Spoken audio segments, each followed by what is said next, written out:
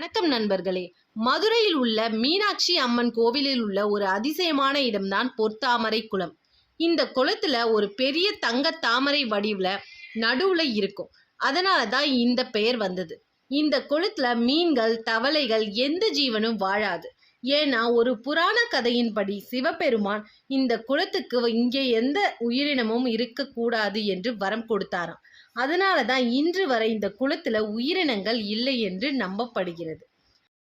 பழைய காலத்துல இந்த குளம் ஒரு பரிசோதனை இடம். எப்படி தெரியுமா? புதிய கவிதை அல்லது நூல் எழுதியவங்க இதை இந்த குளத்துல போட்டு பார்ப்பாங்க. நல்ல படைப்பு என்றால் மிதக்கும், மோசமானது என்றால் மூழ்கும்.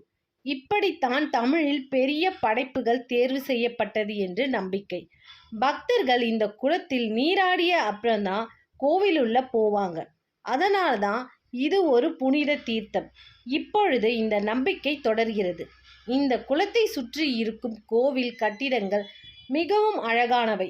பழமையான தூண்கள், அழகான சிற்பங்கள் மதுரையின் கலாச்சாரத்தை காட்டுகிறது. இந்த இடத்தில் நிற்கும் பொழுது ஒரு வேற உலகத்துல இருக்கிற மாதிரி ஒரு ஃபீல் வரும். இந்த மாதிரி இன்னும் பல ரகசியங்கள் மதுரையில் மறைந்து இருக்கிறது. இப்படிப்பட்ட இன்னும் பல கோவில்கள் ரகசியங்கள் தெரிஞ்சுக்கணுன்னா எங்கள் சேனலை சப்ஸ்கிரைப் பண்ணுங்கள்.